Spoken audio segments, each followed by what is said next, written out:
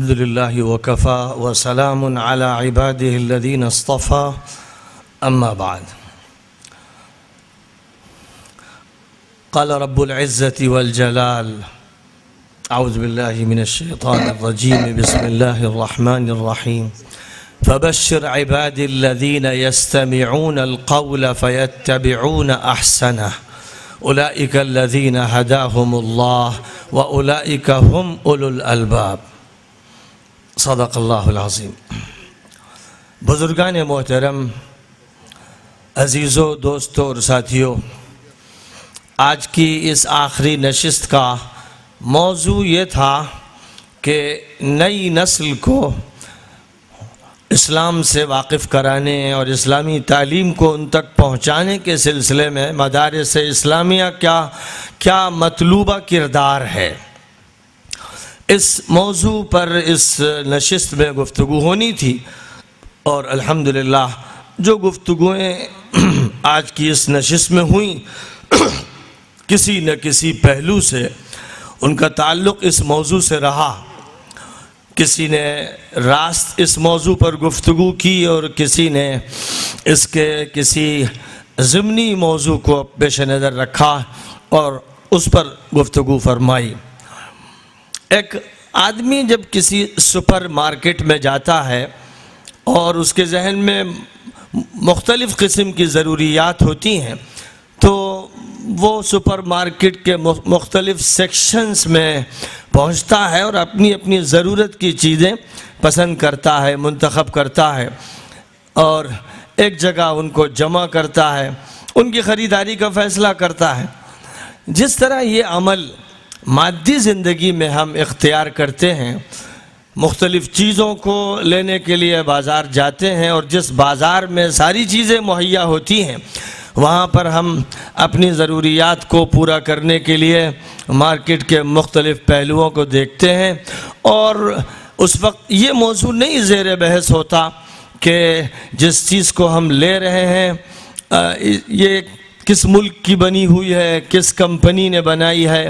یہ ہمارا اصل موضوع نہیں ہوتا. یہ ضرور ہے کہ ایک مسلمان یہ سمجھنا چاہتا ہے کہ یہ چیزیں حلال ہیں کہ نہیں،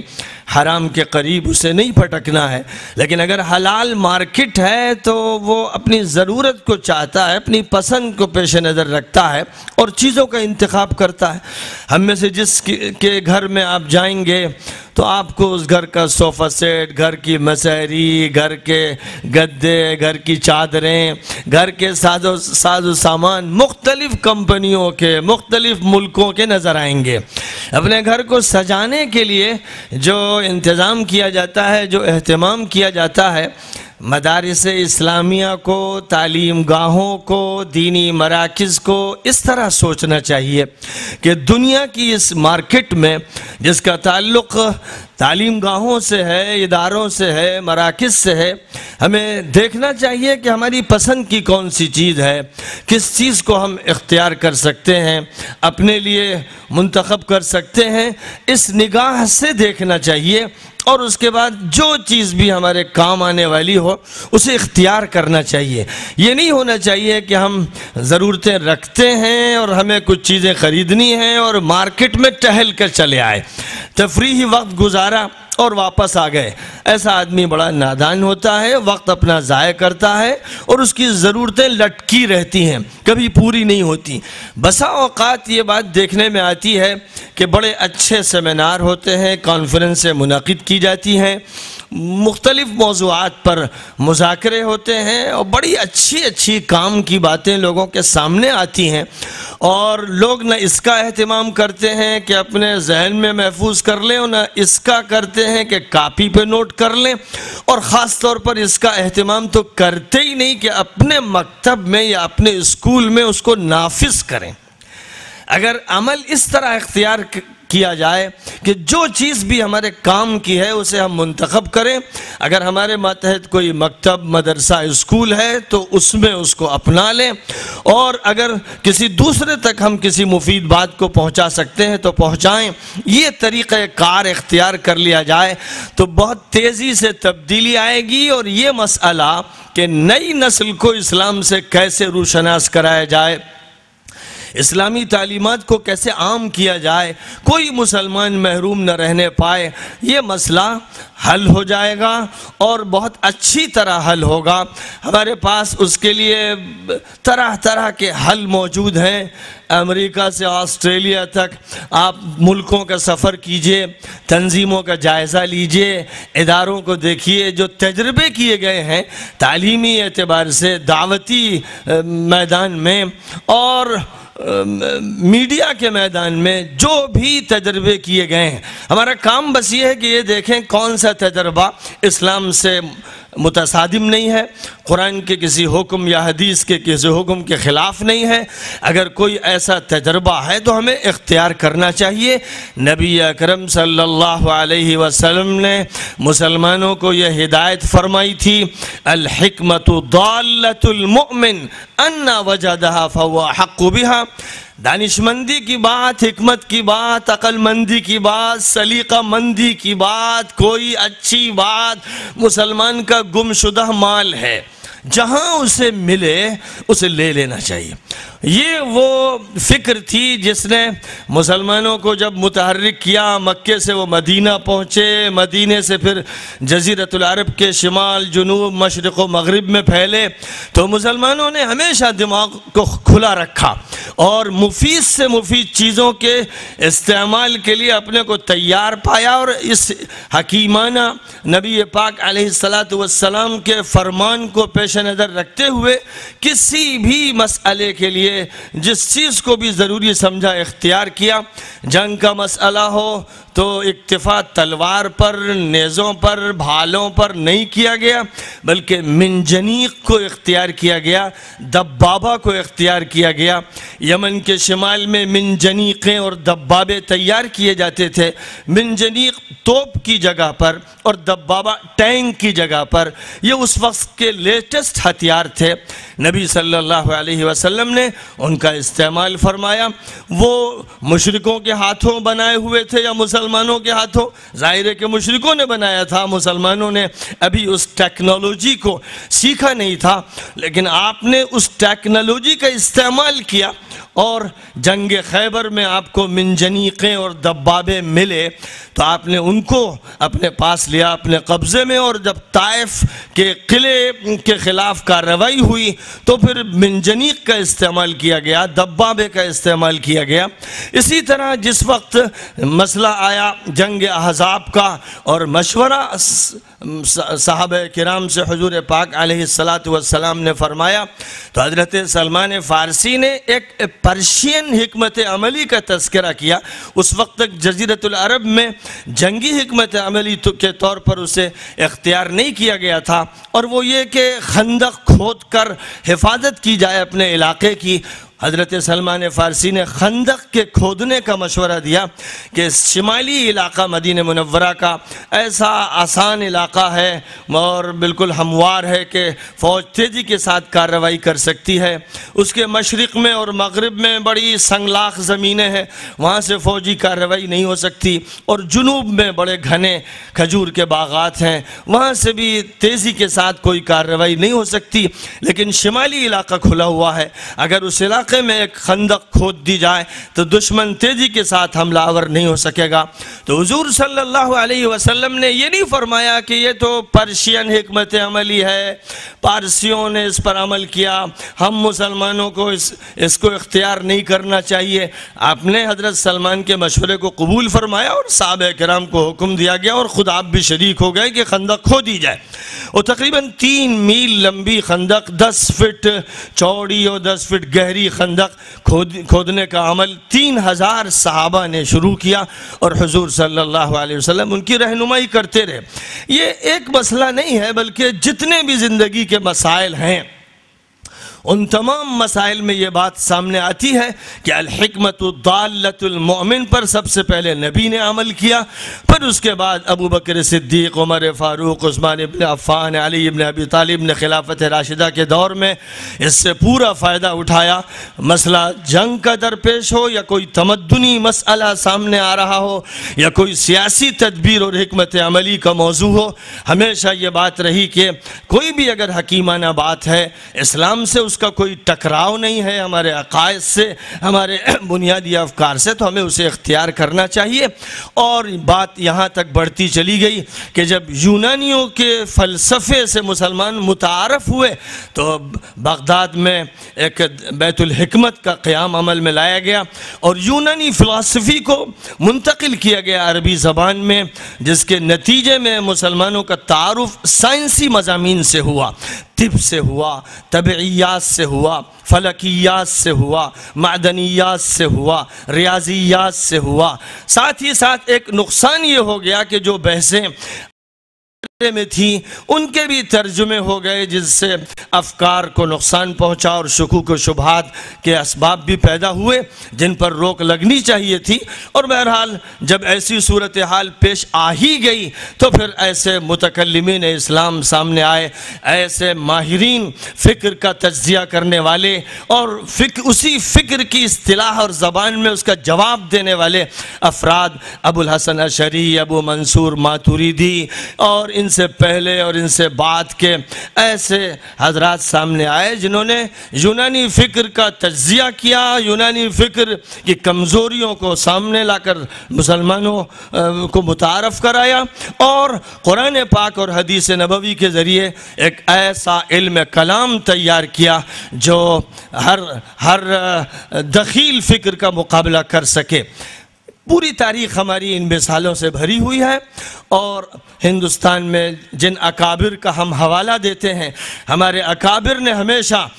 حالات کا جائزہ لیتے ہوئے اپنی حکمت عملی تیار کی، کبھی جنگ کے میدان میں کودے، کبھی تبلیغی دورے کیے، کبھی جہاد کے لیے قوم کو تیار کیا، کبھی پشاور میں حکومت کا قیام عمل میں لایا گیا، کبھی ہندوستان کو دارالحرب قرار دیا گیا، کبھی بحث و تحقیق و تالیف و تصنیف کے میدان میں کارہائے نمایاں انجام دیے گئے، کبھی حکمت عملی مدارس کے شکل میں سامنے آئی، کبھی سیاست کے میدان میں قدم رکھا گیا، کبھی خلافت تحریک اس ملک میں عام کی گئی اور اس میں بھرپور حصہ لیا گیا، کبھی کانگریس کے ساتھ دے کر جمعیت العلماء نے اس ملک کی سیاست کو ایک ایسا رخ دیا ہندو مسلم بھائی چارے کا جس سے اس ملک کو آزادی سے ہمکنار ہونے میں بہت بڑی مدد ملی۔ بے شمار مثالیں ہیں اور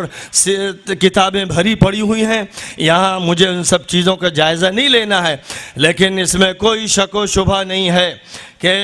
اگر ہمارے ذہنوں میں جمود پیدا ہو جائے گا اور ہم روایتی مسلمان بن کے رہیں گے اور تماشا بین بنے رہیں گے اور دیکھیں گے کہ حکمت کی بات ایسی اور ایسی ہے اور اسے اختیار نہیں کریں گے، جیسے اس مائک کو اختیار کرنے کے بارے میں ایک دور تھا کہ علماء شش و پنج میں مبتلا تھے، مائک میں بولا جائے کہ نہ بولا جائے اور مائک میں خطبہ دیا جائے کہ نہ دیا جائے، نماز پڑھی جائے کہ نہ پڑھی جائے، یہ آواز اسی شخص کی ہے جو گفتگو کر رہا ہے، قرات کر رہا ہے، یا کوئی دوسری آواز ہے جس کو پیش کیا جا رہا ہے۔ ایک ایسا دور بھی گزرا اور ہمیشہ یہ ہوتا رہا ہے، جب بات جدت کی ہوتی ہے، کوئی نیا مسئلہ سامنے آتا ہے تو بہت سے علماء کے لیے فیصلہ کرنا مشکل ہوتا ہے، کچھ ایسے تباہ اور ذہین اور مجتہدانہ صلاحیت رکھنے والے ہوتے ہیں جو مابعد کے دور کے مسائل کو بھی حل کرتے ہیں، جن میں سب سے نمایاں نام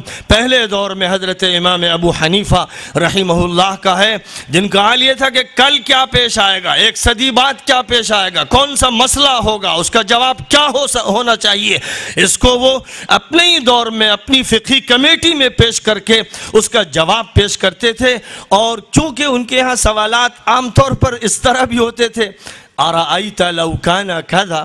کیا رائے حضرت کی اگر ایسا ہو، اگر ایسا ہو، اور اگر ایسا ہو اس کا جواب امام صاحب کی طرف سے بہت ہی ٹھنڈے پن کے ساتھ اور پوری سنجیدگی کے ساتھ دیا جاتا تھا۔ تو جو لوگ اس مزاج کے نہیں تھے، ان کا ذہن بڑا مقلدانہ اور جامد تھا، یا یوں کہہ لیجئے کہ وہ نصوص کے پابند رہتے تھے اور یہ کہتے تھے سوال ہو تو جواب دو، مسئلہ پیش آئے تو اس کی تحقیق کرو، پہلے سے کھود کرید میں نہ لگو۔ وہ امام ابو حنیفہ کے حلقے کے لوگوں کو کہتے تھے الارائیتیون، یہ لوگ ارائیتی ہیں، ان کا نام ارائیتی پڑ گیا تھا، یعنی بڑے جدت پسند، کل کی باتیں طے کر رہے ہیں، آگے کے منصوبے بنا رہے ہیں، لیکن یہ ذہن حضرت امام ابو حنیفہ نے دیا اور بعد میں تمام مسالک کے لوگوں نے اس سے اتفاق کیا۔ ابتدائی دور میں اس کے بارے میں اشکالات رہے، لیکن پھر مالکیہ نے، شوافع نے، حنابلہ نے آگے کے بارے میں باتیں طے کی۔ جب کوئی سوال سامنے آیا تو اس کا جواب دیا، اور امت کے مجتہدانہ ذہن رکھنے والے علماء نے ہر دور میں یہ کام کیا۔ ہندوستان میں اس کی بڑی شاندار مثال حضرت شاہ ولی اللہ دہلوی کا وہ فکر ہے، وہ فکر بلند اور ارجمند، جس نے اس ہندوستان کے علماء کی تربیت فکری کا ایک ایسا انتظام فرمایا اور ایسے بالغ نظر اور مجتہدانہ صلاحیت کے لوگ تیار کیے، جنہوں نے ایک ایک صدی، دو صدیوں کو جھانک لیا اور ان کے بارے میں منصوبہ سازی کی۔ حجت اللہ البالغہ، سچی بات یہ ہے کہ تصنیفات و تالیفات کی تاریخ اسلام میں ایک شاہکار اور بے مثال کتاب ہے۔ آج تک اس کتاب کا کوئی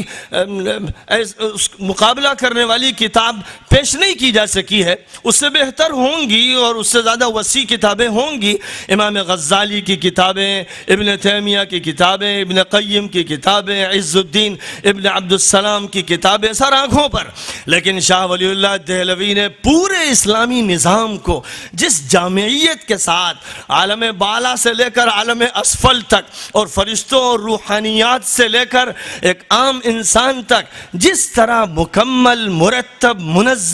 منظم شکل میں پیش کیا ہے، وہ ایک نادر شاہکار ہے۔ اور اسی کا نتیجہ یہ تھا کہ فکر ولی اللہ کے حامل،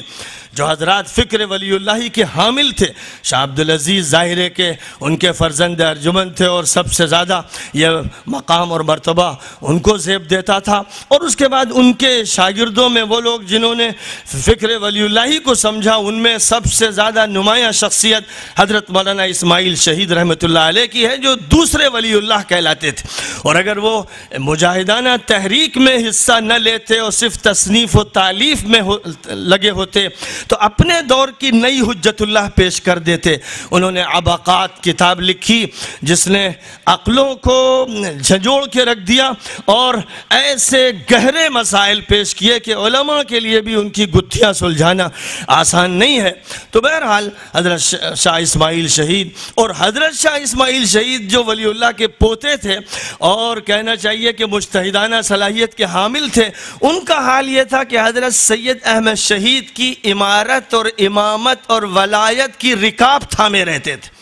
ان کے ساتھ نیچے چلتے سواری کی رکاب تھامے رہتے، اور جب کوئی مسئلہ ان سے حل نہ ہوتا، جبکہ بڑی بڑی منطق و فلسفے کی کتابوں کے نقطوں کو وہ اس طرح سے نوک زبان سے حل کرتے تھے کہ دیکھنے والے دیکھتے رہ جاتے تھے، لیکن جب ان سے بھی مسئلہ حل نہ ہوتا اور ان کے دوسرے ساتھی اور رشتہ دار مولانا عبدالحی سے بھی حل نہ ہوتا، تو وہ مسئلہ سید احمد شہید کی ملکوتی زبان سے حل ہوتا،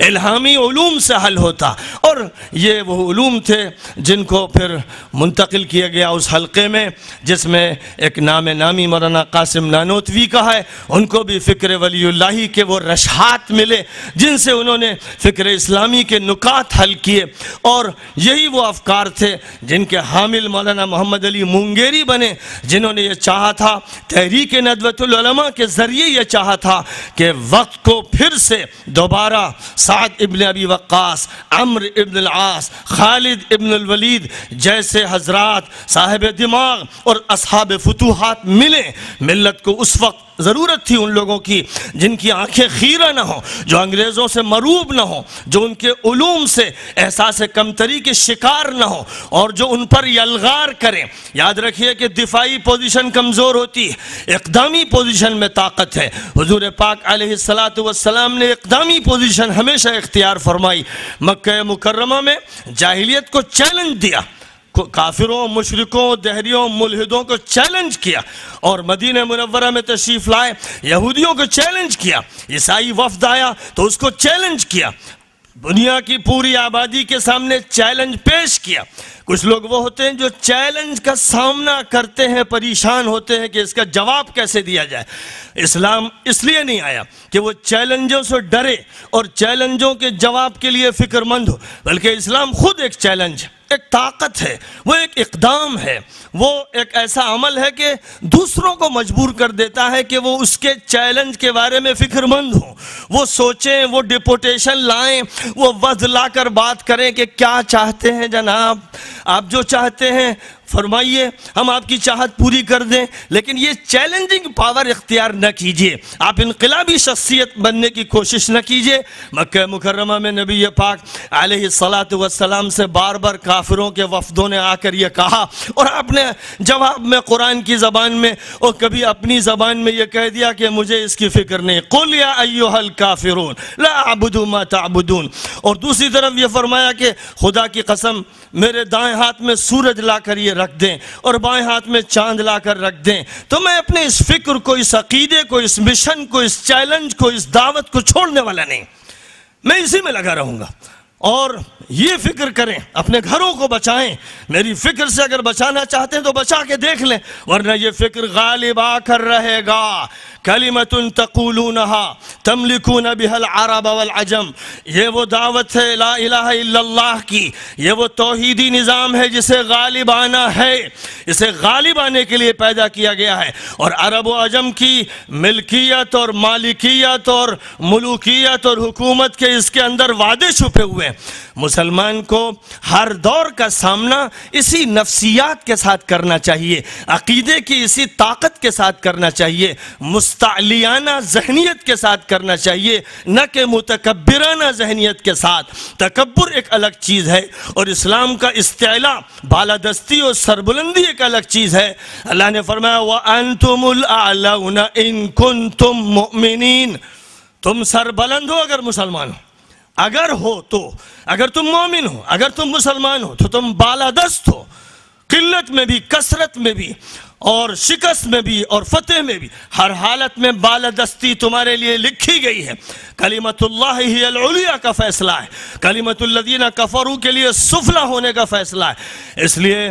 اس ذہن کے ساتھ اور اسلام کے اس عقیدے کے ساتھ جو ڈائنمک عقیدہ ہے، اسلام کا عقیدہ یہ نہیں سکھاتا کہ آپ سینے میں محفوظ رکھ کے فلسفیانہ اور منطقی بحثوں میں اس کو الجھا کر پیچیدہ بنا دیں اور عقیدہ معقد اور کمپلیکیٹڈ بن جائے۔ اسلام نے یہ نہیں سکھایا، اسلام نے یہ سکھایا کہ عقیدے کی طاقت سے دل و دماغ فتح کرو، تہذیبوں کو فتح کر لو، مذاہب کو فتح کرو، آگے بڑھو اور اپنا کام کرو۔ یہ بات مدرسے میں پڑھائی جائے گی، یہی بات اصل ہے، یہی سب سے پہلا اور آخر موضوع ہے۔ نبی پاک علیہ السلام نے قرآن پاک کے سلسلے میں جو موقف اختیار فرمایا، مکے میں 13 سال اور مدینہ منورہ کے بھی تقریباً 2 سال، تقریباً 15 سال کا موقف یہ تھا کہ صرف قرآن، صرف قرآن،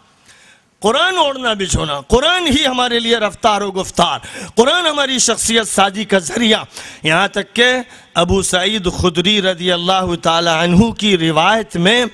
یہ الفاظ فرمائے گئے کہ نبی اکرم صلی اللہ علیہ وسلم نے ارشاد فرمایا کہ دیکھو سوائے قرآن کے اور کچھ نہ لو، لا تكتبوا عني غير القرآن ومن كتب عني غير القرآن فليمحه، قرآن لکھو، قرآن پڑھو، قرآن بولو، قرآن کے ذریعے دعوت دو، قرآن کو موضوع بناؤ، وہ خدا کا اعجاز ہے، اس میں معجزے کی طاقت پہلے بھی تھی، آج بھی ہے، کل بھی رہے گی۔ وہ معجزہ پہلی صدی کے لیے بھی تھا، 14ویں صدی کے لیے، 21ویں صدی کا معجزہ ہے۔ کبھی اس کی سائنسی حیثیت نمایاں ہوتی ہے، کبھی ادبی حیثیت نمایاں ہوتی ہے، کبھی قانونی حیثیت کو نمایاں کیا جاتا ہے، لیکن اس کو خدا نے ایک معجزہ بنایا ہے۔ لہذا معجزے کی طاقت کو پہلے استعمال کرو، اس کے رنگ میں رنگ جاؤ، اس کے سانچے میں ڈھل جاؤ، اور جب تم قرآنی وجود بن جاؤ گے تو پھر تمہارے اثرات پڑیں گے، تم چیلنجنگ پاور بن جاؤ گے، تمہارے اندر سے وحی بولے گی، خدا کا الہام بولے گا، خدا کے کلمات بولیں گے، پھر تم نہیں بولو گے، اللہ بولے گا۔ وَمَا رَمَيْتَ إِذْ رَمَيْتَ وَلَكِنَّ اللَّهَ رَمَى، پھر یہ کہلایا جائے گا کہ تم نے نہیں مارا، اللہ نے مارا۔ جس وقت نبی تم نے مٹی میں ایک مٹھی میں مٹی لے کر پھینکی تو تم نے نہیں پھینکی، اللہ نے پھینکی۔ پھر یہ بات ہوگی کہ اور وہ بات ہوگی کہ بندہ ترقی کرتے کرتے اللہ کی عبادت کرتے کرتے اس درجے پر فائز ہو جاتا ہے کہ اللہ اس کی آنکھ بن جاتا ہے، اس کے کان بن جاتا ہے، ہاتھ بن جاتا ہے۔ ظاہر ہے کہ اس کا مطلب یہ ہے کہ اللہ کے سانچے میں ڈھل جاتا ہے، اس کے رنگ میں رنگ جاتا ہے۔ صبغۃ اللہ ومن احسن من اللہ صبغہ کا منظر سامنے آتا ہے۔ ضرورت اسی مسلمان کی تشکیل کی ہے۔ مدرسوں میں طلبہ اس نہج کے تیار کیے جائیں، علماء اس صلاحیت کے تیار کیے جائیں جو معاشرے کے لیے چیلنجنگ پاور بن جائیں، اور جیسے اس مائک کو استعمال کر کے اتنی دور تک لوگوں تک بات پہنچائی جا رہی ہے، ویسے استعمال کرو ریڈیو کو، ٹی وی کو، استعمال کرو انٹرنیٹ کو، استعمال کرو پرنٹ اور الیکٹرانک میڈیا کو۔ جس طرح آج خباثتیں اس میں تیر رہی ہیں، تم ان خباثتوں کو نکال کر اور ان کی تطہیر کر کے ان میں سعادتوں کو داخل کرو، صداقتوں کو داخل کرو، امانتوں کو ذریعہ خطاب بناؤ، اور جاہدہم بہ جہادا کبیرا، قرآن کے ذریعے جہاد کرو۔ فذکر بالقرآن من یخاف وعید، قرآن کے ذریعے نصیحت لے کر لوگوں کے سامنے جاؤ تو ایک تبدیلی تم کو نظر آئے گی۔ مسلمان بھی جڑے گا، غیر مسلم بھی جڑے گا۔ مدرسے کا کام صرف چند مسلمانوں کے سلسلے میں نہیں ہے۔ مدرسہ جب حضور کا دیکھیں گے، مدرسہ اپنے دور زوال کا نہیں دیکھیں گے۔ اپنے دور زوال کے مدرسوں کو ماڈل اور آئیڈیل سمجھنا شریعت میں ایک طرح کی خاموش مداخلت ہے۔ جیسے قرآن کی آیت اور حضور کی حدیث بنیاد ہے، فقیہ کا کام یہ ہے کہ قرآن پر غور کرے، کام یہ ہے کہ حدیث پر غور کرے اور استنباط قرآن و حدیث سے کرے، صحابہ کرام کے اقوال اور افعال سے کرے، اور پھر آگے چل کر دیکھے کہ اور علماء کا فہم کیا تھا، اگرچہ وہ فہم آخری اور حجت نہیں ہے لیکن ان سے استفادہ کرے۔ جس طرح قرآن اور حدیث کی مرجعیت ہمارے تمام فقہی مسائل کے لیے ہے، ویسے ہی تمام فکری، نظریاتی اور سماجی اور اقتصادی اور سیاسی ہر مسئلے کے لیے مرجع قرآن پاک اور حدیث نبوی ہے۔ اس کو سامنے رکھنا چاہیے اور طلباء کو، علماء کو اس طرح تیار کر دینا چاہیے کہ جس معاشرے میں وہ ہوں، ممبر کے خطیب ہوں تو، وہ مصنف ہو تو، صحافی ہوں اور ان کا قلم اپنی تراویش پیش کر رہا ہو تو، وہ بحث و تحقیق کر رہے ہو تو، وہ راستہ چلیں تو، وہ مدرسے میں پڑھا رہے ہوں یا پڑھ رہے ہو تو، ان سے جو کرن نکلے، جو کرنٹ نکلے، ان سے جو تاثیر پیدا ہو، پورا معاشرہ اس سے متاثر ہونے پر مجبور ہو جائے۔ تو نبی پاک علیہ السلام کے مدرسے میں طلباء وہ بھی ہوتے تھے جو شرک کے حلقے سے آتے تھے اور پھر آ کر متاثر ہوتے تھے۔ کوئی سنتا تھا اور پیچھے ہٹتا تھا، کوئی سنتا تھا اور دل دیتا تھا۔ کام شروع ہوا اکیلے، اور اس اکیلے کام میں خطاب شروع ہوا مشرکین کے مابین، بات ان سے ہوئی اور انہی سے قافلہ ہمارا بنتا چلا گیا۔ یہ جیسے پہلے دن بات تھی، آج بھی وہی بات ہے۔ آج بھی تمام طبقات انسانی کو مخاطب کرنا ہے اور اللہ کا جو سب کا رب ہے، اللہ کا کلام پیش کرنا ہے۔ خدا سے متعارف کراؤ، نبی کا تعارف کراؤ، اپنے تعارف کے چکر میں مت پڑو، اپنی جماعتوں، تنظیموں، تحریکوں کو بالائے طاق رکھ دو، خدا کی ربوبیت کی دعوت دو، الوہیت کی دعوت دو، محمد کے خاتم الانبیاء ہونے کو بتاؤ، قرآن کی حقانیت کو پیش کرو، اس کی صداقتوں کو لوگوں کے سامنے لاؤ۔ خدا کی قسم، جو اثر قرآن پاک کا معجزانہ اس وقت تھا، اپنی آنکھوں سے دیکھو گے کہ آج پھر وہ معجزانہ لہریں تمہیں چلتی ہوئی نظر آئیں گی۔ اس لیے ضرورت ہے کہ مدرسے اپنے کردار کے بارے میں سوچیں، کوئی بھی اچھی اور حکمت کی بات ہو اسے لیں۔ مجھے بہت پسند آئی بات عبدالعزیز بھائی کی، جنہوں نے آپ کے سامنے قرآن پاک کی تعلیم اور تفہیم اور ہر بچے اور ہر اسکول کے طالب علم اور ہر عامی اور خاصی کو قرآن سے روشناس کرانے کا ایک سہل طریقہ پیدا کیا ہے۔ میں بھٹکل کے تمام مکاتب و مدارس و اسکول و کالجز کے ذمہ داروں سے کہوں گا اور باصرار کہوں گا کہ وہ تشریف لائے ہوئے ہیں، ان کے اس کورس کا تعارف کرائیے اور ہر مکتب و مدرسے میں جاری کیجیے۔ ایک اچھی چیز ہے، مختصر وقت میں قرآن سے تعارف ہو سکتا ہے، اس سے فائدہ اٹھایا جائے۔ جو بات کہی ہمارے بھائی ثناء اللہ نے، اس سے فائدہ اٹھایا جائے۔ جو بات کہی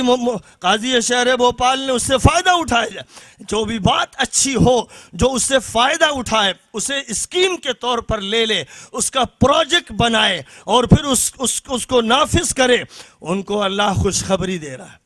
ان کے بارے میں اللہ نے نبی سے کہا فَبَشِّرْ عِبَادِ الَّذِينَ يَسْتَمِعُونَ الْقَوْلَ فَيَتَّبِعُونَ أَحْسَنَهُ۔ خوشخبری دے دیجئے میرے بندوں کو، جو بات سنتے ہیں، اچھی اچھی باتوں کو چنتے ہیں اور ان پر عمل کرتے ہیں، وہی لوگ عقل مند ہیں، وہی لوگ ہدایت یافتہ ہیں۔ اور جو یہ کام نہ کریں، اچھی سے اچھی بات سامنے آئے اور اسے کنارے ڈال دیں یا بس تماشا بینی کا ثبوت دیں، وہ نہ عقل مند ہیں نہ ہدایت یافتہ ہیں۔ بس مجھے اس وقت یہی کہنا تھا کہ تحریک کو عام کرنا ہے، ہر مدرسے میں ضروری تبدیلی لائی جانی چاہیے۔ ان تمام وسائل کے بارے میں جو موجود ہیں مارکیٹ میں اور جن کو استعمال کر کے دائرے کو بڑھایا جا سکتا ہے، زیادہ تاثیر پیدا کی جا سکتی ہے، زیادہ فعالیت لائی جا سکتی ہے، ان تمام چیزوں کا اختیار کرنا نبوی ہدایت کے عین مطابق ہے، اور ان سے چشم پوشی کرنا اور اپنی رسموں اور روایتوں پر برقرار رہنا، یہ وہ جامد نقطہ نظر ہے جس سے ادارے بھی تباہ ہوتے ہیں اور قومیں افلاس اور ادبار کی شکار ہو جاتی ہیں۔ اللہ تعالی ہم پر فتوحات فرمائے، الہامات فرمائے، ہمارے دل کھول دے اور دماغ کھول دے، اور ایک کارواں تبدیلی احوال کا اسی بھٹکل کے شہر سے ایسا چلے کہ یہاں سے اس کے ڈانڈے کشمیر تک مل جائیں، بلکہ کوہ قاف تک مل جائیں، اور دنیا کے تمام خطوں میں جدید ترین وسائل کا استعمال کر کے خدا کی وحدانیت کا غلغلہ بلند کر دیا جائے،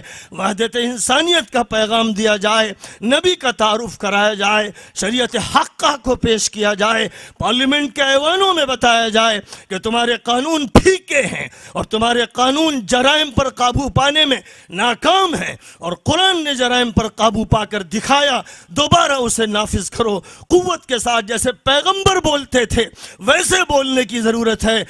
انبیاء کے وارثین کی ذمہ داری ہے کہ ان کا لہجہ انبیاء کا ہو، ان کی گفتگو انبیاء کی اصطلاحات میں ہو، وہ پیغمبرانہ مشن لے کر آگے بڑھیں، تب انشاءاللہ اس کے نتائج بھی سامنے آئیں گے اور اللہ قبولیت سے نوازے گا۔ اے اللہ اپنا فضل ہم سب پر فرما دے اور قبولیت کا شرف عطا فرما۔ وآخر دعوانا ان الحمدللہ رب العالمین۔